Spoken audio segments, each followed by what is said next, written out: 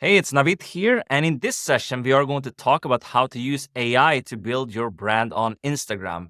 And I'm here together with Aashi Gupta, and she's a digital marketing specialist currently living in Vancouver, Canada, originally from India, but she has done a lot of stuff on her Instagram. That's where I found her with crazy engagement, that she has over 1 million followers on that platform. So I invited her on for this session to talk more about how she grew her following and some strategies she's using now in the age of AI to grow that platform and some different things we can get into here. So, with that being said, warm welcome, Ashi. Thank you so much for having me, Navid. It's great being here today. Yeah, I'm really excited to dive in. And for the people who haven't heard of you before, at least yet, can you tell us a little bit about your journey and kind of how you got into the world of AI and also how you grew your following on Instagram? I mean, you have over 1 million followers there, which is pretty Mhm. impressive, and they are quite engaged as well. Absolutely. I'd love to speak more about myself. So, basically, as you said, I stay in Vancouver right now, but I'm originally from India. So, I have about 7 years of experience in the digital marketing field. And initially, I started off as an accountant. So, I am pretty well versed in data analytics and understanding data. And so I got into the marketing field about 7 years ago with freelancing. So I started freelancing for a lot of companies in US and started using strategies in digital marketing, mainly B2B. So it's pretty new to me to come up with something for Instagram. So right now, what's happening is that I have been in this industry building my own personal brand for the last 1 year. So I have started building or starting my journey on Instagram by giving tips to just business owners and entrepreneurs about how they could grow their following and how they could grow their sales using certain tools and different concepts of digital marketing. So the reason why I started creating content on Instagram is because I saw there's a knowledge gap between someone who knows a bit about Instagram, knows a bit about digital marketing, but does not know how to utilize these concepts in order to build their brand. So that's one of the motivations that, got me started into this field. So it was pretty exciting. And Yeah, and yeah. now how did you get into AI more, and what benefits has that had for you as a business owner and creator? Because I see you create a lot of content about AI on your Instagram, but I'm just thinking if how you're utilizing it to actually expand more on your brand, and if that helped you to grow more following and things like that. Absolutely. So I started with AI just because I was curious to know what's out there. Because as you know, being in this field for the last 7 years, it was a very monotonous way of working. I mean, automation was present, but it was not in a way that you could generate content or you could generate certain aspects of, content creation or just, kind of create this workflow that AI can do for us now. So curiosity was one of the reasons that I started. And interestingly, as I started my Instagram journey, I was approached by this company called Copy AI. And they were doing such pretty amazing stuff with like coming up with content for Instagram and social media in general. So I started using that platform first and then, deep dived into ChatGPT and started using ChatGPT for like developing ideas and sort of like creating content that was trending and used it for research as well. So it was a pretty exciting way to kind of understand what the world of AI got me into with in terms of like content creation. But initially, it was just curiosity. That's interesting. Yeah. Came out just before ChatGPT, like a few years Mhm. before, actually. So how did they approach you, and what did you do? Kind of what content did you create for them, or how did that work out? Mhm. So I initially started off with Copy AI in building out templates. So what Copy AI used to do before is they had these pre-built templates where you just input certain sort of prompts and it was all built in and engineered. So there was less customization, there was less personalization, but it could pretty much build a copy for you in terms of generating Instagram captions, in terms of generating trending ideas or keywords. So it was a very initial stage. It was pretty basic concepts, but it was so fascinating to see how I could probably automate so many tasks easily. But right now, Copy AI is definitely into like building automating workflows. It's into like, even it has the inbuilt chat system as well. So it's funny to see how far we've come in just 1 year, even with the journey of AI. Yeah, I think that's the future of a lot of tools, because ChatGPT, as we see with OpenAI, they're adding a lot Mhm. of things to the platform. So how Yeah, are the existing AI tools and companies, how are they gonna stand out? They need to do something different, right? Than the big absolutely. player, which is like they're building on top of this and they are doing a lot of useful things, but they need to add something different. And I think a lot of these companies that they're doing like workflows, I see that on a lot of Mhm. different AI tools right now, and automating a lot of tasks that might be more difficult by just using Mhm. ChatGPT. I'm sure we can get into that a little bit more. I know you had Mhm. some, a little bit presentation as well, so we can get into Mhm. that and sharing the screen a little bit, and then we'll dive Absolutely. in further to some other stuff here during the session. This is just a small presentation I put up in order to explain how like AI could help an creator like me grow on Instagram. So as we know, like the entire algorithm of Instagram is based on AI. So just giving you a little background on how AI is used on Instagram is that Instagram or Meta has come up with 22 system cards. So just I'll just take you through those system cards first. So these are the 8 system cards that we have for Instagram, and the rest is for Facebook. So when we talk about Instagram, we see that there's Instagram feed AI system. There's another AI system for stories on Instagram. There's an AI system for reels on Instagram. So what the Instagram algorithm basically talks about is that there's different systems that compromise of different sort of ideas and different sort of rankings that gets a person to leverage growth. So what I noticed on Instagram while growing my following is that initially it was pretty basic. So we had the chronological order of how a person ranks on Instagram. So let's say if I post something today and if my friend posts something just an hour later, so the system used to work like first the person sees my post and next they see the person who posted second. But right now, due to the AI system, there's a lot of factors that go into sort of ranking on Instagram. So the basic signals that Instagram takes in is that, for example, it takes 500 posts. Let's say we are talking about digital marketing. So everyone who has created content on digital marketing, top 500 posts get like scattered together. And then the AI system of Instagram leverages different signals. So this is point number 2. It takes different signals as to how optimized is your Instagram post.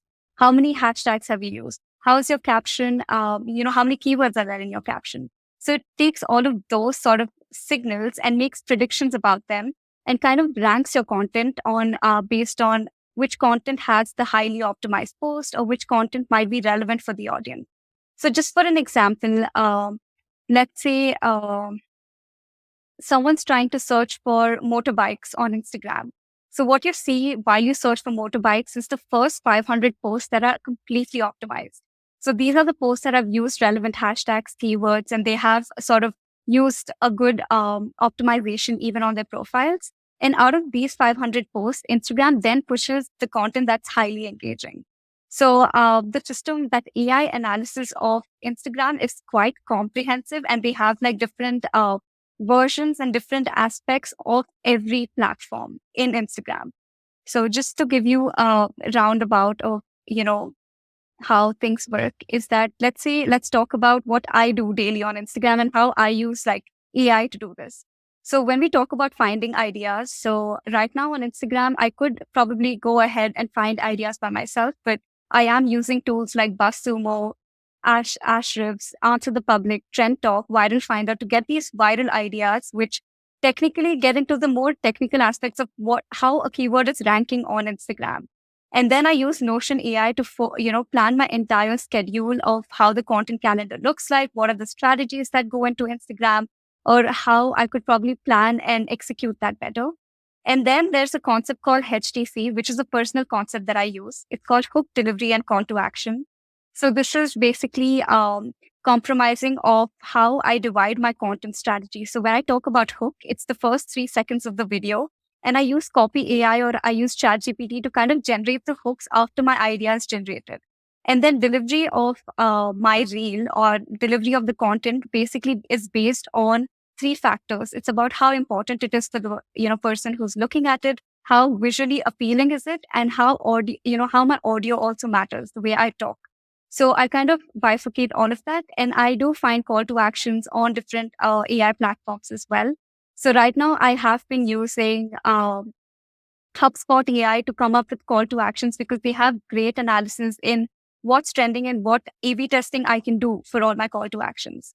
So just an insider, whenever I post a call to action, I have A/B tested all of these call to actions at least 3 times before I come up with a structure for my reel.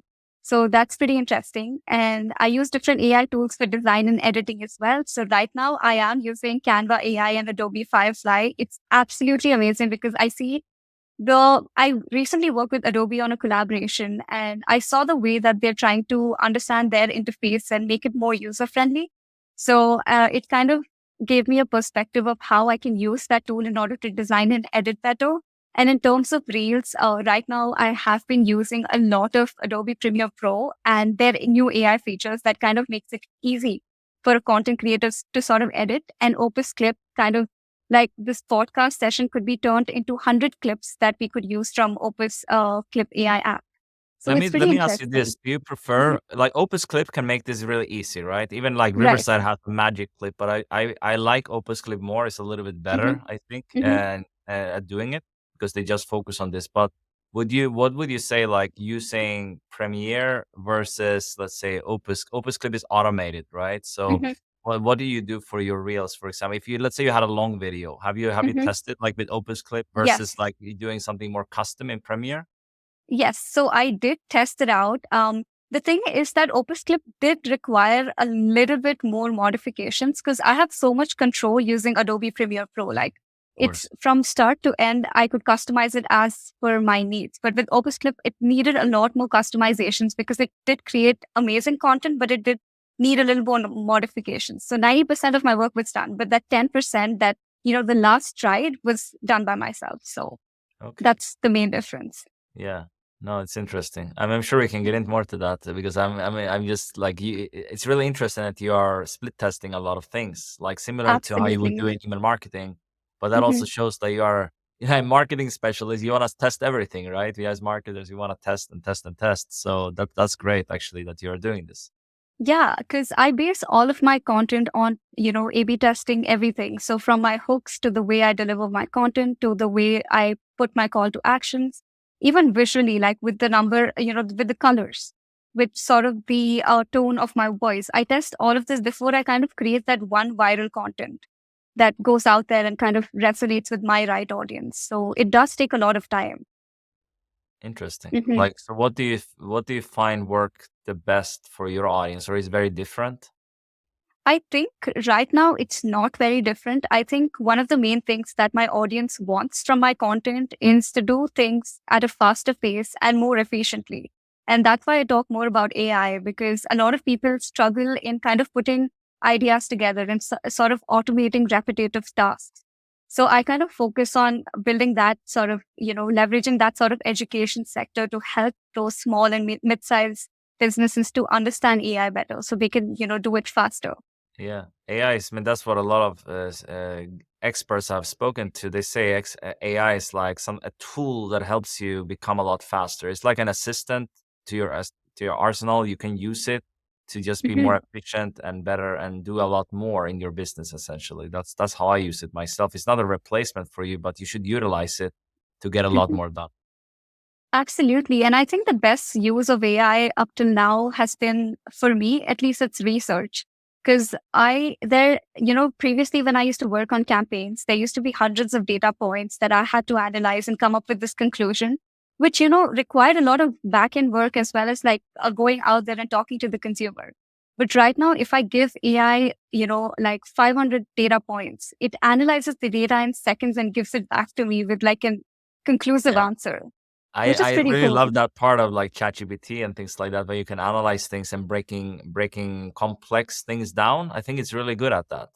It Right? like for the content creation part, yes, it's a little bit more time consuming, but I do use it for a lot of supporting pieces. Like I would use it for tags on YouTube, or I Mhm. would use it for descriptions and things like that. So I'm curious to know if you're using that for like hashtags and captions, as they call on Instagram, to do Right. similar things. Because your main content, yeah, you need to be on the camera or and record that on your phone or your or whatever camera you might use, and then Hmm. you need to create this other content. You need to actually have a description or a caption on Instagram Hmm. to captivate the audience. So how do you come up with that yourself? I do use AI for that, like for my captions and for basically something that would be very text based in terms of like my hooks and my call to actions.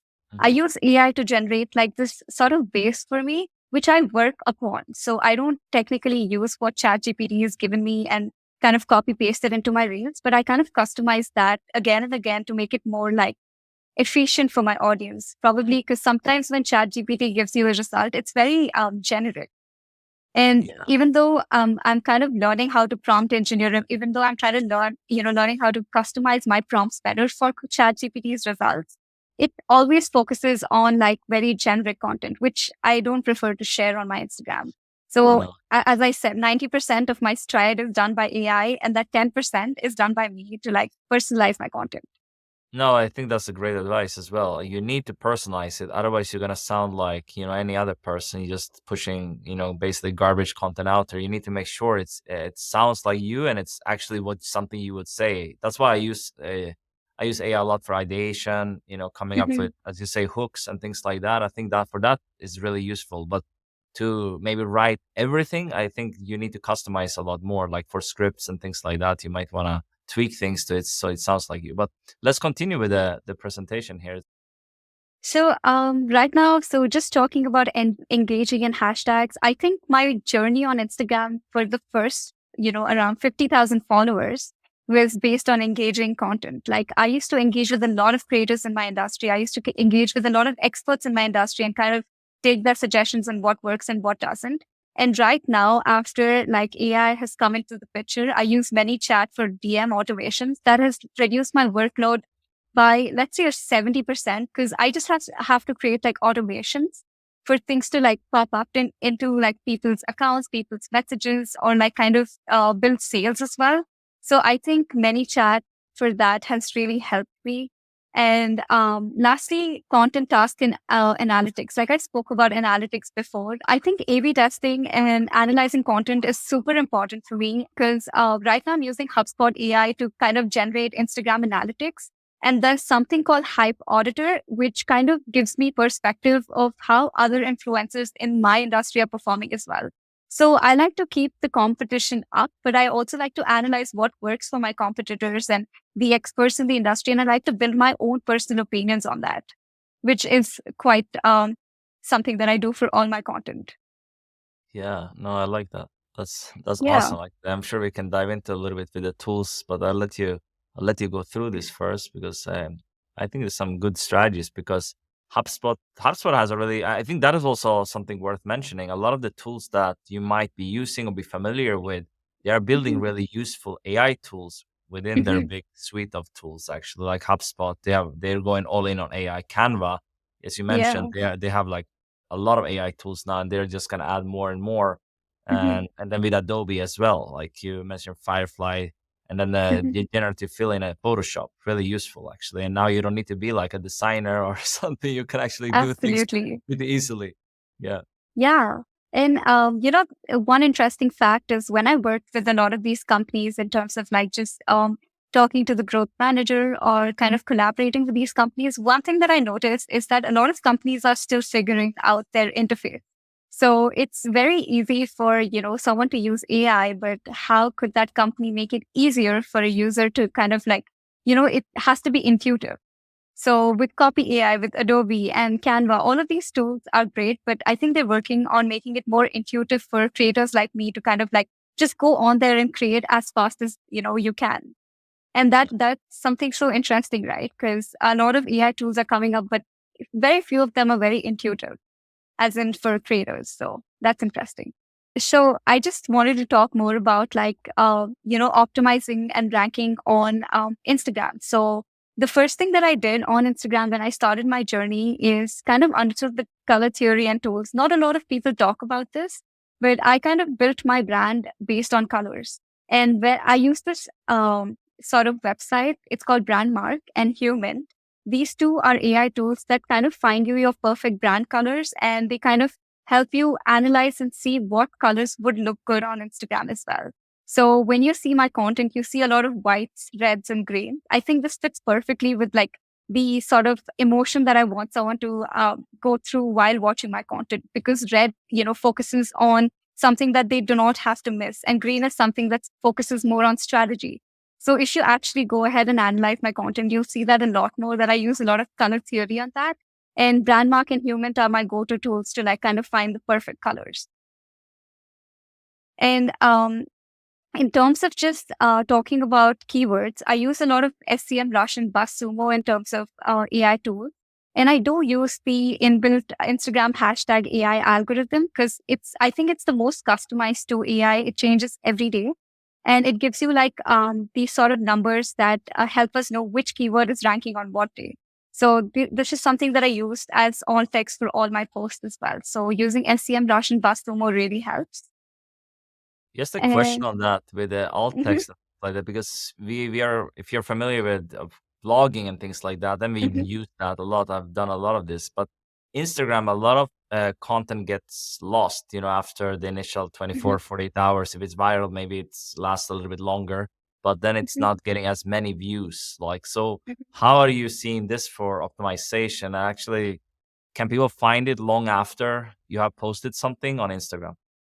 Absolutely. So, according to my research and my experience, I think an Instagram post, lasts for around 2 weeks. So, after you post for the first 2 weeks, I see my content go out there, and just for the last next 2 weeks, that it performs really well. So, let's say I do use like alt text or keywords on my profile. Maybe for the first 2 days, I don't see it on Explore. But if I start noticing the next 3, 4 days, it starts booming, because I see a lot more engagement on that post. So what I do is that I use these keywords, I try to optimize it to my best potential. And after posting it, I leave it for the first 2, 3 days. And after the third day, I see a lot more content like rising up, a lot more engagement on my post. Can you So give me I an think it's pretty example of a important. post that you posted and like what that would look like? Because with Mhm, blog, you might have one keyword, let's say mhm, SEO strategies or something. Let's say you're writing about SEO. So you will have like the best SEO strategies of 2023 or something like that. You're mhm. writing about this. How would you do that for Instagram? Is that similar, or you use this is like a, because you said you're using Ahrefs. Ahrefs is Mhm. like a keyword research tool normally for kind of what Absolutely. ranks in Google. So is that Mhm. similar for kind of social media platforms? Do they have some kind of algorithm for that as well? So I kind of noticed this trend. What trends on Google kind of trends even on social media after a point. Like let's take an example of ChatGPT's Dev Day keynote. So that was something that was trending on Google for a while, but then I started creating content on ChatGPT Dev Note or something that Sam Altman said. It immediately kind of reflects on the explore page. So it's pretty connected in my opinion. Like I always do this to find content ideas. I do use Google Trends in order to analyze what's the trending idea right now, what's something that people don't know about yet. And I kind of, merge these two things. So when in terms of keywords, I do use a lot of like SCM Rush and BuzzSumo, even though they focus on the blogging aspect, they focus on the website aspect as well.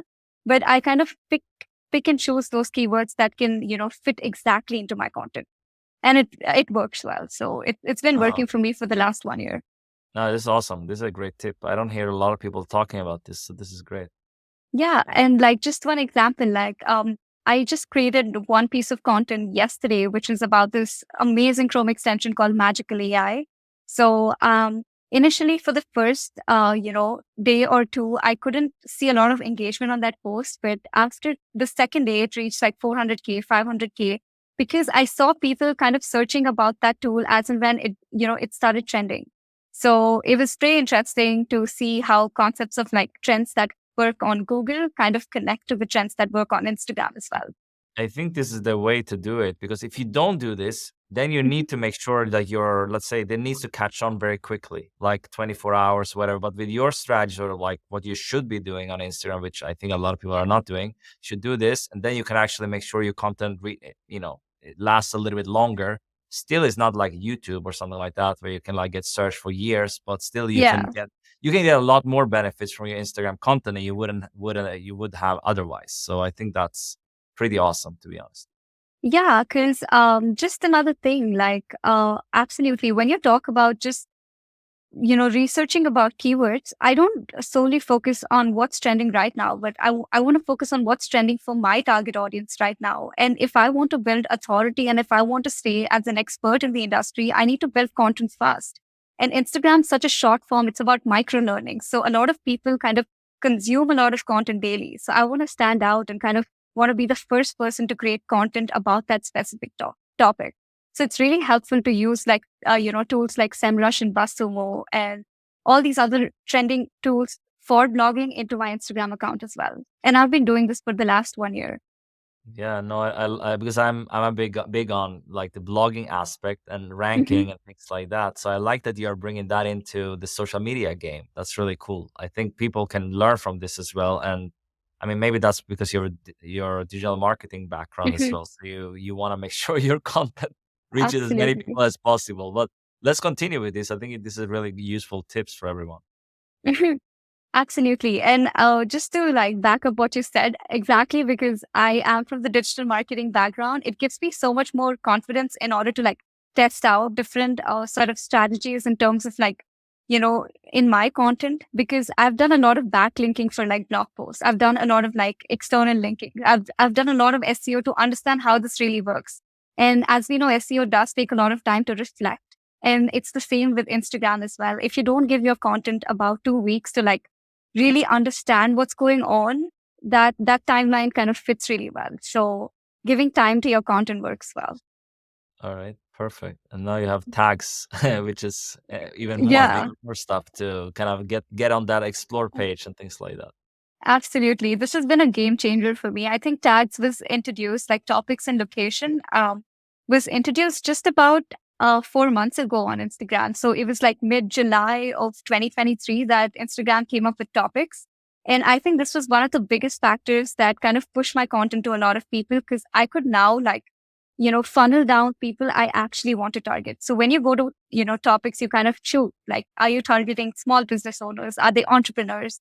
Are you talking about a fashion brand? So once you do that, Instagram kind of ranks you based on that. So that funnel is like constant and it continuously like Instagram keeps rereading your content in order to like funnel down your target audience, Interesting. which So is pretty cool.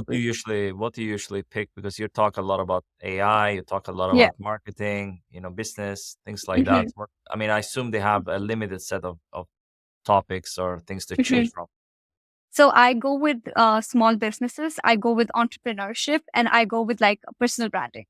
So yeah, so I picked three topics because that's the limit. But right now, I do focus on like adding more and more topics on my hashtags, which I'll talk about next. Okay, but I'm sure they have. Yeah, Do they have it? I'm sure they have AI and things like that in there as well now because it's so practical. absolutely. Yeah. So the way I've seen topics work is that Instagram algorithm or Meta algorithm kind of filters out a lot of content based on these tags.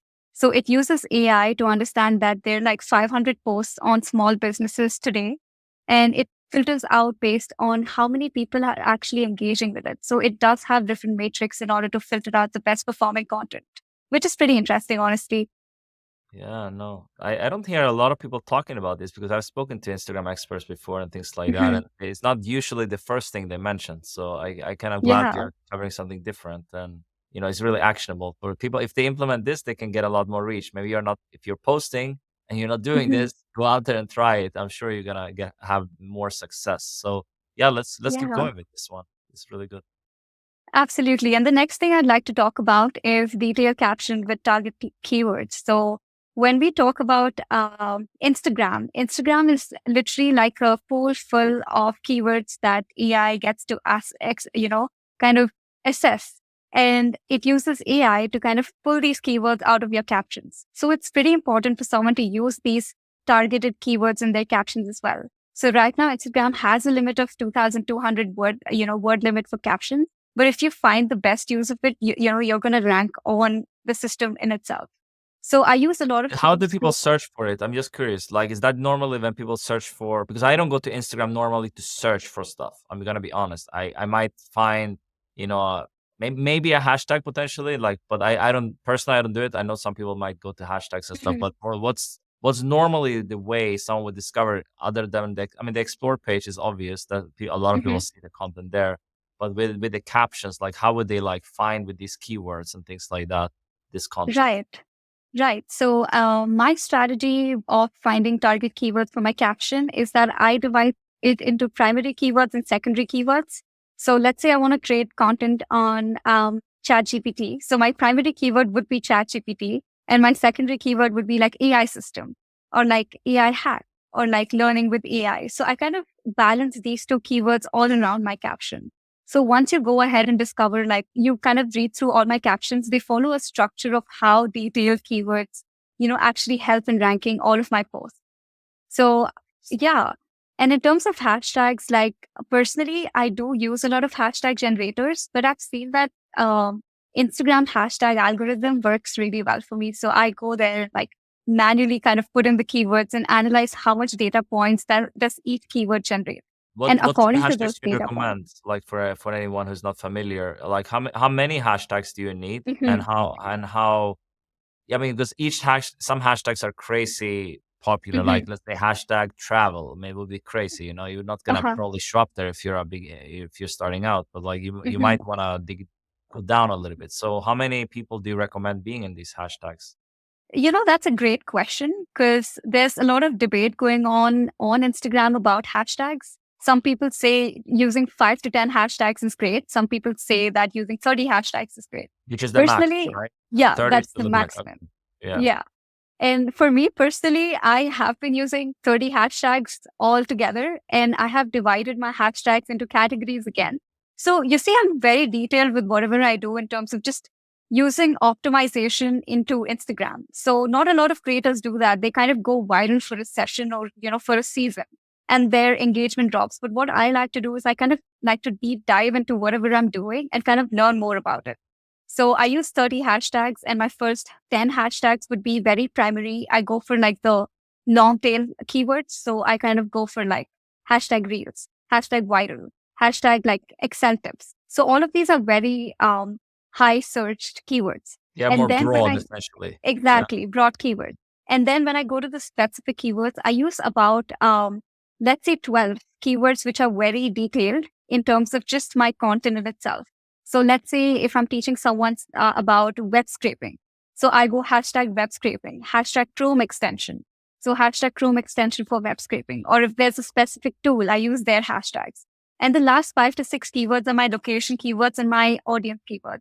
So I go for like hashtag Canada, hashtag India, or hashtag business owners. Mm. So it's pretty much divided into these three sections, which kind of makes it very detailed. Sure. So yeah. Yeah. Well, I have a question around this actually. So, Mhm, do you use AI to come up with some of this as well, or do you just do this manually? Because if you're using the same hashtags in mhm. every post, I guess that's not that great for Instagram either. So you need to Absolutely. have a variety, and also it depends on your post, as you mentioned. So you have some Mhm, specific ones. It's like keywords for a blog. It's not the same every single time. I mean, mhm. you might have some. They call it like NLP keywords and things like that. You might sprinkle them in Yes. throughout the post. I Mhm, see this a little bit similar in a way, like not exactly the same, but kind of. You're doing that for your social media. So yeah, mhm. I'm just curious to know about this a little bit more. Yeah, so I do use a lot of like AI tools to generate hashtags, which are broad. But when I go into the details and when I customize my hashtags to a specific topic, I like to research about it manually. So for my broad keywords, I do stick to Copy AI, I do stick to ChatGPT, I do stick to like HubSpot because they already have these analytical tools that talk about broad keywords. But when I want to focus on a specific topic, I do my research manually. So But that's the you can difference. put on like you can put in like a prompt in ChatGPT or something like that that Mhm, you're writing you have an Instagram post about this, or the mhm. caption is about this, and I would like you to give me 12 hashtags or whatever. Is that kind of how you do it sometimes, and they do it in Um, a good way? yeah. So the way I kind of give ChatGPT a prompt is I kind of customize my prompt into my situation. So it just doesn't generate generic hashtags. I Yeah. kind of give it a prompt saying that, hey, so I am an Instagram creator who creates content about so and that my target audience is so, and kind of build a base of that prompt. And then I ask the AI to generate hashtags. So one thing that I've learned is that if I train myself enough to learn how to prompt better, I generate better results. And that's something that's really standing out for me.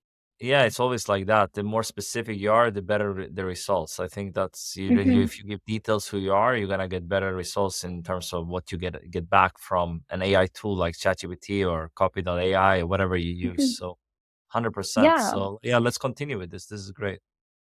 Absolutely. And I think we spoke about hashtags. So, just a little more about editing reels. I know a lot of people have been asking me about how I edit my reels or how I kind of use tools to do this. So, specifically, I've started using Opus Clip to kind of generate, like, if I'm taking a long form video, I kind of break it down using Opus Clip to create like Instagram content. But usually, I use CapCut and InShot, which are not technically AI tools, but they pretty much do my work. And I do have a video editor who uses like Adobe Premiere Pro or special effects. He uses AI tools for special effects, kind of to build that engaging content for my audience. So there are typically 5 to 6 tools that I am testing out to see what's working for me or what doesn't. So yeah. Which is your favorite for the editing suite? Because there's a lot of tools. If you could choose like one, like that someone would Uh, get started with. so I think I would choose Adobe right now because it gives me a lot more freedom to do whatever I want. But let's say if I Yeah, want they to are create. adding some AI tools as well. I mean, Mhm. I'm a Mac user. I mean, I'm sure you're using Mac too. I prefer Final Cut on Mac, but I use also Descript. But that's more Yeah. for like, let's say for this video, I can put it in Descript and Mhm. it's like editing the text basically, and I can do it. But it's more Absolutely. for simple stuff. I think if you wanted more Mhm. effects, I wouldn't use a tool like that. Then you Mhm. probably need something more professional. But Mhm. yeah, just curious to know why Adobe Premiere because a lot of people have Yeah. said it's crashing and things like that. I don't know if that's the case. Oh, Like a lot of editors, yeah, that's interesting because I did start off with like CapCut as a premier, a primary tool for editing my tools and my reels and stuff. But Adobe Premiere Pro actually gives me a lot more like a sort of leverage and room to like explore different sides of editing, which right? is interesting. And Final Cut Pro does the work, but a lot of my, like, I'm so used to Adobe.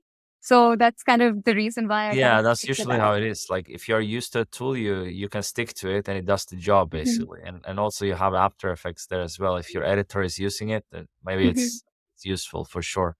Yeah, But yeah, and there. What's the AI tools they have added that you are leveraging Adobe? I know a lot of the Adobe in general with Photoshop, mhm. Firefly too, but also like their video editing tools. They're adding some AI features into that.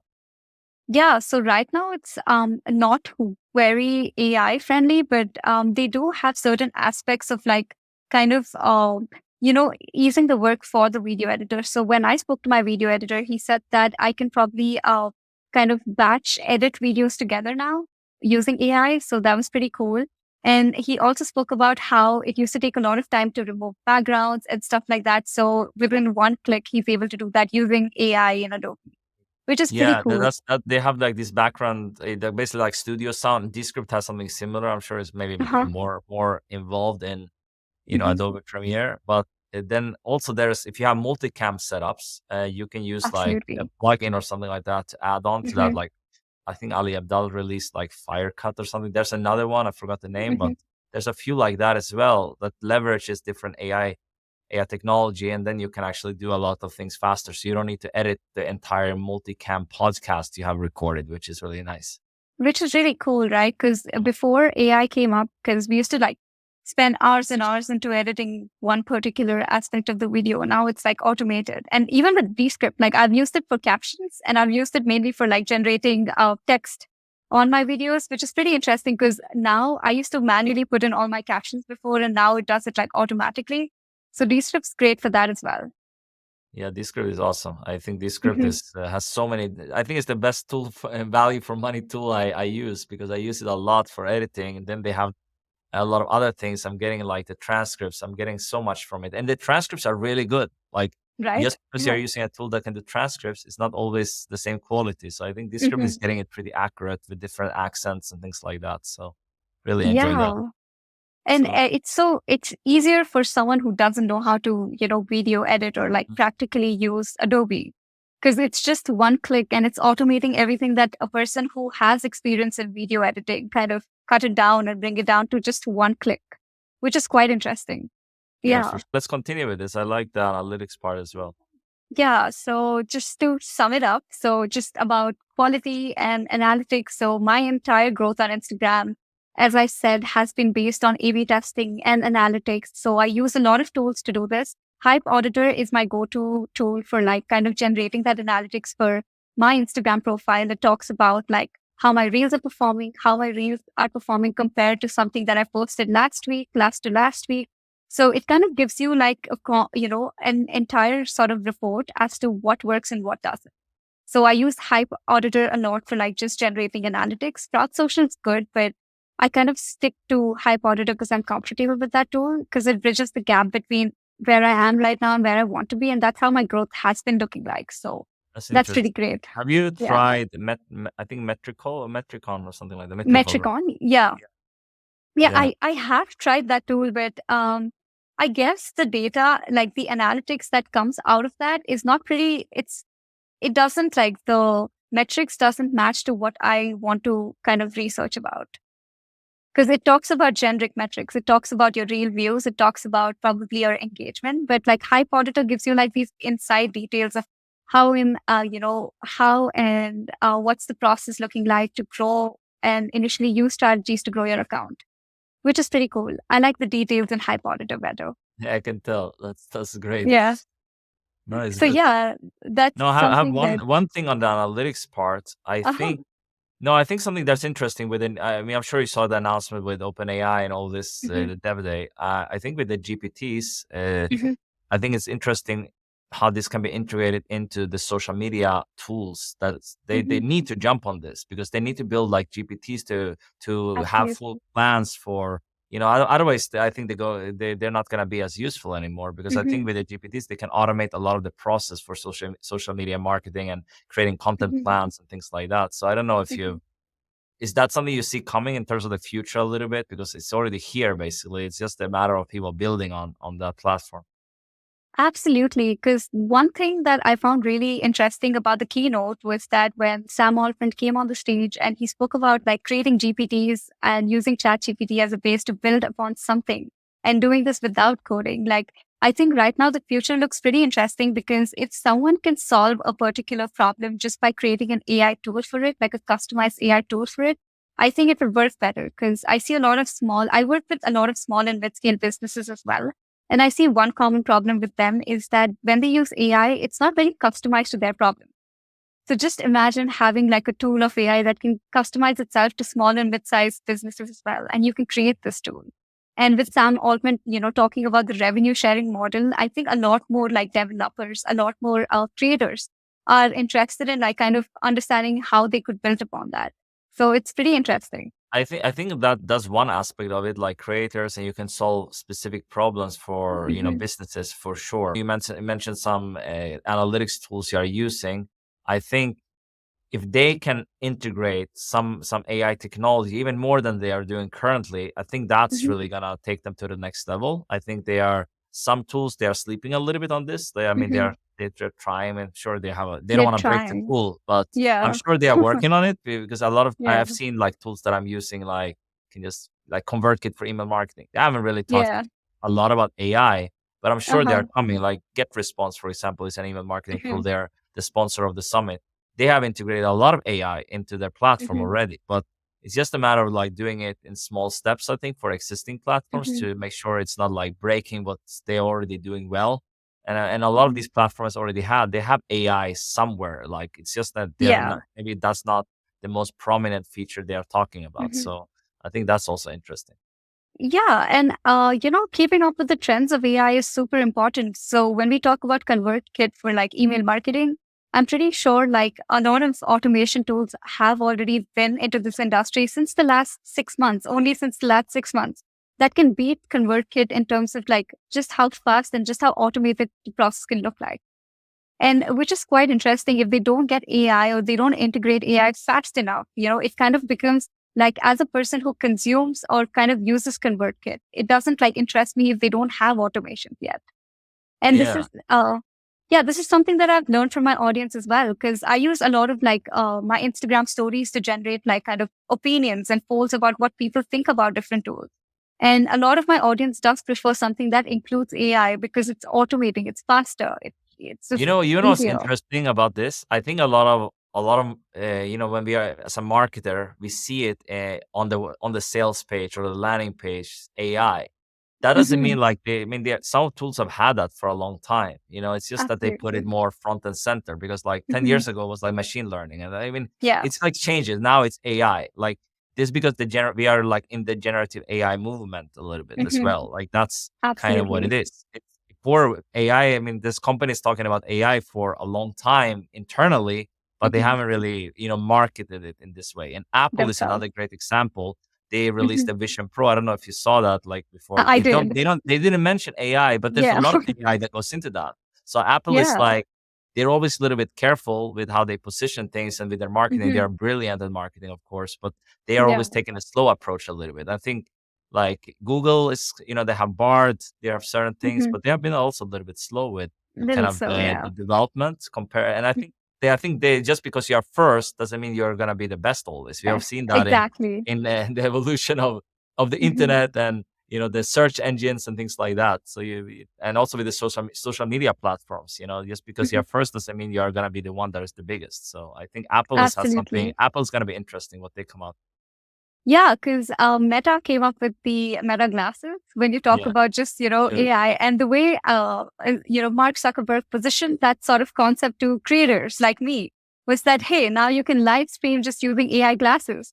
And I was just like, okay, so he's using, in terms of a marketer, because I'm a consumer and a marketer, I'm like, hey, so there are keywords that he's using in order to like attract traders, AI, live stream. And then I, probably would want to access Apple Vision. It's just going to be, how they position themselves in the market by using those specific keywords that would interest me as well. So I think Yeah. Meta is like fast and furious about this They're sort of, faster for sure, and like yeah. with X now with Elon Musk is Mhm. coming out with Grok, whatever it is, like Yeah. many things for sure. I think it's just interesting. Like Apple, I'm sure they gotta integrate generative AI into their Mhm. suite of tools. Like and Mhm. the Apple Notes doesn't have like generative AI yet, so you can use. Yet. I'm sure that's Yeah. gonna be integrated in all the Mhm. platform, but they're taking their time. They're not worried. They Yeah. have like they own the market and what they're They doing, so own they it. can take their time. And when they come out with it, they're super fans. They will go to their tools basically. It's usually how it is Yeah. for Yeah. big platforms. And a great example for this is also Notion AI, because for the longest, I've been using Notion for the last 5 years. But it's like after so much of the AI hype, they finally came up with Notion AI, which kind of does everything that ChatGPT can do. But it's just so interesting to see them position, AI as the highlight of the entire tool right now. Because when you Do go you to their use it landing a lot, page, like Notion AI, or what do you absolutely. and how is the quality now? Is basically on top of built on top of like ChatGPT OpenAI, so it's the kind of the same Mhm. engine? So I feel I get better results with Notion AI because I customize better on Notion. So with Mm, ChatGPT, it's about prompts, but I built my entire business on Notion. So it kind of analyzes and knows what I'm talking about. So if I go and ask the AI that, hey, so this is point two, and can you build something on that and kind of give it a little more like ideation? So it kind of builds on it, Can you which is pretty build stuff with the interesting. AI on Notion, or is just text? Can you like build a workflow or So something like that, or not like a workflow, but like if you give it a prompt saying that, hey, can you access like point number two, if I have point number two, ah and kind of like generate content based on that, which is quite interesting. that is really useful actually, especially if you have Yeah. or your project management or whatever you're Oh, doing yeah. in Notion. That's really, really useful. But I'm interested to hear if you have some tips for someone who's starting from scratch on Instagram. I know Mhm. you have a million followers. I don't know how Mhm. long it took you to get there. Maybe you can share a Mhm. little bit about that, and then what kind of Yeah. tips and strategies you would use for someone to Mhm. actually start from ground zero and then take Mhm. it to 10,000 and beyond. Absolutely. So I think, so just to start off with, I took about 1 year to grow my Instagram page to 1.2 million. That's So crazy. That's so fast. yeah, it was Congrats. pretty That's fast. amazing.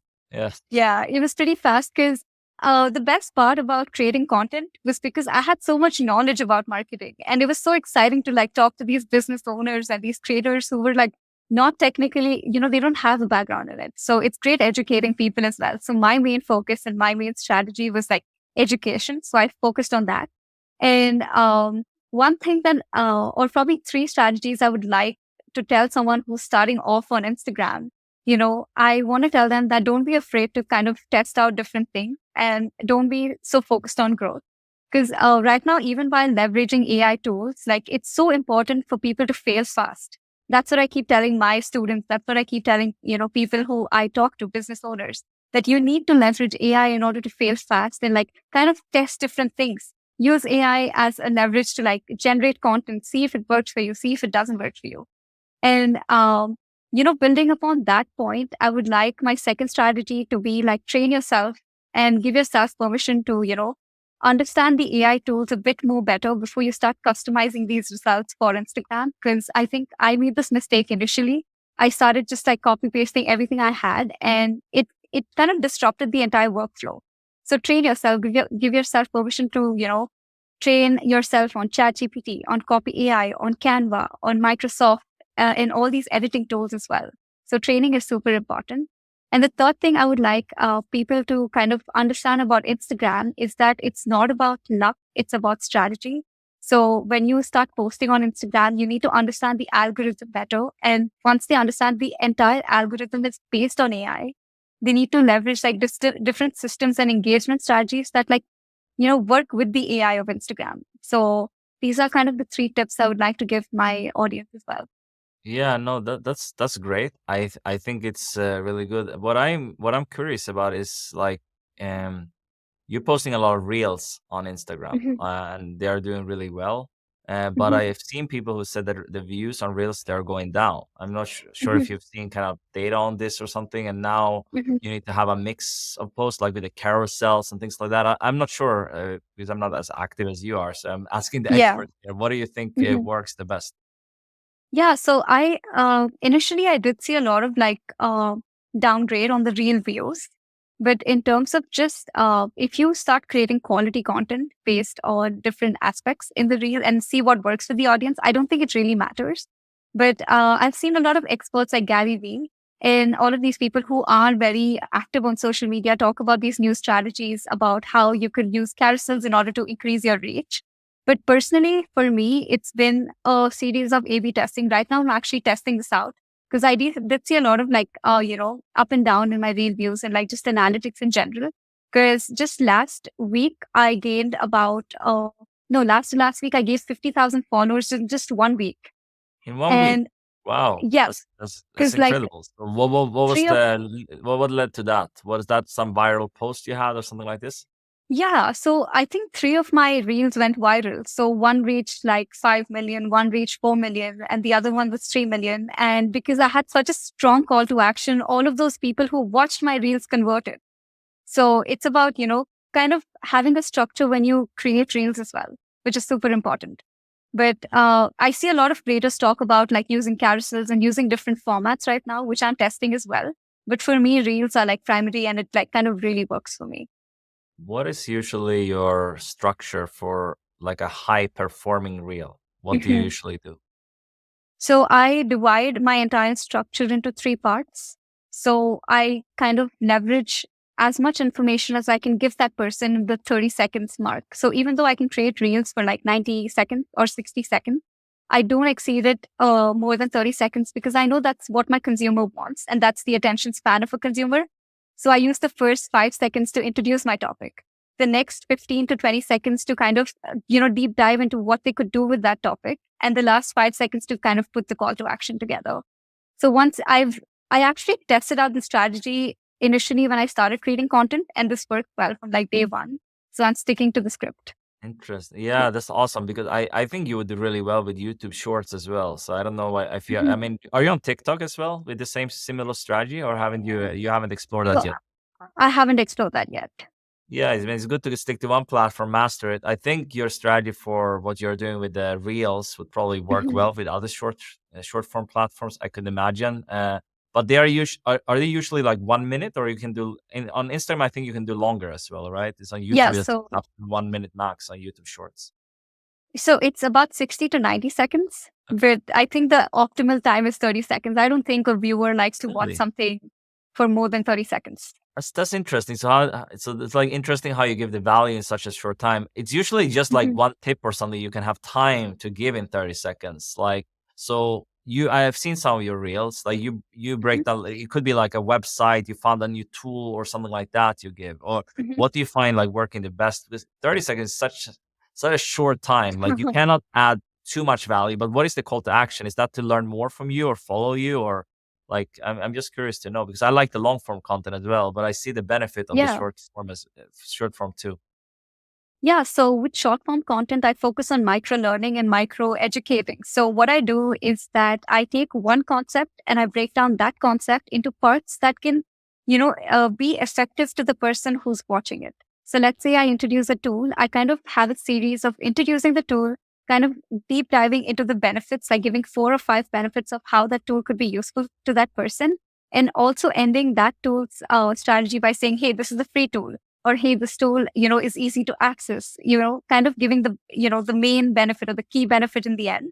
And then I put a call to action for myself, and usually my call to actions are follow me for more, because right now I was working on increasing my followers. So Okay, interesting. And how do you yeah. monetize the following? Or you plan? I mean, I don't know if you're. I mean, you have your kind of an agency. I know you have this, but or Mhm. an agency for marketing. But how do you plan to monetize your following? Because I'm sure everyone is not interested, maybe in just the marketing services and things like that you might offer. Yeah. So that's something you have considered, like education, training, to learn more from you. Yeah, so I do have my course where I am creating a lot of content for Instagram creators to like grow on Instagram, because that's something that I've learned over the last 1 year, and I'm super it's super interesting to see how relevant things are, and to keep people keep people on the loop of what's trending, what's not. So kind of creating a course for them is what I'm doing, and also consulting a lot of like creators and businesses in like a 90-minute strategy where they could learn from me and kind of grow through this process as well. And Yeah. to take action, do you find the best is to DM you? Because I've seen a lot Mhm. of people that like putting like you know link in the bio or something. I don't think that works too well. I've seen people Yeah. that doesn't work. So what Mhm. what what is the best strategy to actually make sure your audience goes to check out your further information with you? Absolutely. So DM is the best way because I have a team which constantly talks to people on direct messages. So it's pretty active there. So it's much better than the link in bio and filling out a form, which I think doesn't convert well and people are too Yeah, yeah. lazy I to do mean, that. with ManyChat, Yeah. you can automate this. Isn't there a ManyChat have some AI features as well? I Oh, think like it's beautiful. Yeah. yeah. So I have automated my entire direct messages on ManyChat. So if people kind of comment sales, it kind of goes into that that landing page of what I want to show them. So, and if they want to contact me, it kind of gives them the form immediately. So my team gets a trigger saying that, hey, so this person's interested in learning from you. So how do I contact them? So it kind of fills out a lot of detail, which is pretty awesome. No, I love that. A ManyChat is great Yeah. for if you're on Instagram and you want people to take action. I think it's a great tool for sure. As we're wrapping this one Yeah. up, I have just 2 or 3 more questions. For someone who Mhm. gets started as a creator on Instagram or building their brand, what's some tips for them to utilize AI in their growth strategy? Absolutely. So I think the best way to start with AI for content creation would be to generate ideas and research about what's trending, what's not trending. I think that's the best way to get into content creation as a whole. Because right now, you don't have to research about 10 to 15 keywords and analyze which works better. You can probably go to an AI tool and ask what works better and what works best for your audience. So that's a great way to start research. Second point would be to create content using AI tools. So when I talk about content using AI tools, I want people to leverage, probably tools like Descript, where it kind of edits your video in seconds, or tools like Opus Clip, or tools like Canva that creates carousels in like just by using a prompt. So which is pretty cool as well, right? So there are a lot of other tools that I've tested out, like Perdis AI, which kind of generates carousels based on prompts. So you just have to put in a prompt and it generates a carousel immediately. So kind of leverage that to create content faster so you can understand and A/B test all of your content faster. And the third tip I would like people to know about AI and sort of building content is that AI can only take you till 90% of your growth. Like it can generate content about 90%, but that 10%, I want people to focus on personalization and customization of all of their content, which kind of acts like that edge point between why someone would follow you and why someone wouldn't. So kind of building that base. No, that's great tips. I 100% Hmm. with the personalization, and you mentioned Hmm. some great tools there as well. Was the one with the carousels? Have you used that yourself to try out Yes, for your platform? Is yes, doing a great job actually, or do you it find is. like going into Canva to create the slides or whatever? Do you find that works better? Mhm. So I've used Perdis AI. It's called Perdis AI. So I use that even for creating memes and carousels. So all you have to do is like kind of give it like a prompt saying that, hey, so I want to create something like this. So it generates those sort of templates that I can pick and choose from and generate content based on that. And No, that's super interesting. it's really interesting to see how different tools can be combined together to create that perfect content piece. So using chat GPTs for like, captions or like something for hashtags and creating something out of Pardis AI. So it's just a combination of different tools that kind of hits the point. I also see a lot of you know big names on Instagram or any platform, they are taking the long form content. Let's say they're on podcasts similar to this or whatever, and then they are pushing it out there in different pieces. Like, let's say this one could turn in, probably for you, could turn into like a lot of clips, right? I Yeah, mean, I don't know, exactly. maybe like 50 to 100 clips probably from this one, at Yeah. least. It's very interesting to do that as well, right? Yeah, I mean that's the best way because you leverage your content more. But let's Hmm. say, just kind of as we're wrapping this one up, Hmm. I'm gonna put you on the spot a little bit. You grew your Hmm. platform in 1 year, roughly Hmm. to 1.2 or so million at the time we are recording this. You might have more when someone is watching this. So you're out. If everything was wiped out, you don't have any Hmm. following right now. How Hmm. would you grow that again as quickly as possible and like something someone could possibly repeat? Absolutely. That's a great question. And I'd love to answer that. The best way I would start off with is understanding what I am an expert in, what I have, tremendous knowledge in, and what I could share with the person that I want to share it with. So, understanding your niche, understanding what you're an expert at, understanding your target audience really gets you started. Honestly, I wouldn't have grown on Instagram. It's a personal opinion. Like I could have gotten viral with different strategies, but I feel like my background in digital marketing, like the education I got, the experience I got, I leveraged that entirely into building this platform as well. So finding your expertise and finding your niche and then slowly building on, educating people about it kind of gives, creates that edge. Yeah, you need So to know yeah, what you're an expert in essentially. Otherwise, you don't exactly. have that competitive advantage. And you need to just Yeah. create something that feels good to you. And of course, there's a lot of things that goes into it. Like we have already mentioned a lot of tips. So follow all of this, of course, that we Mhm. shared throughout this session. Leverage AI, leverage some of the specific Instagram strategies that Ashley shared throughout this session. And as a final question, like, was there any question that you wanted me to ask, but I didn't, or do you have any final words of wisdom for everyone watching or listening into this? Right. I think that's very interesting. I would need a moment to think about that. But on top of my head, I think I would definitely like to share something about my journey as a content creator on Instagram. So I think it started off with me just understanding who I am as a person and what sort of personality I would like to show. Because a lot of people are scared to create content and show themselves on screen. So I would like people to like kind of get over that fear and kind of get out of that, sort of thought of what will other people think about me or what am I expert at. I want to tell people that anybody can grow their Instagram because it's not about luck, it's about strategy. If you understand yourself, if you give yourself that time to like understand what your sort of expertise is in, anyone can grow on Instagram. It's about utilizing all these different tips and like kind of going ahead. Yeah, that's awesome. And thanks so much for sharing your journey and Mhm. really congrats for growing so quickly. And I'm sure you're gonna continue to grow with all the valuable content you share. So where's the best place to connect with you? I assume it's your Instagram. You can tell everyone where to connect more with you, Ash. Yeah. So absolutely. The best way to contact me is through my DMs. I'm super active. I have a team built that's going to talk to you guys as well on Instagram. So talk to me over DMs, send me a message, say hi, and I'll probably reply.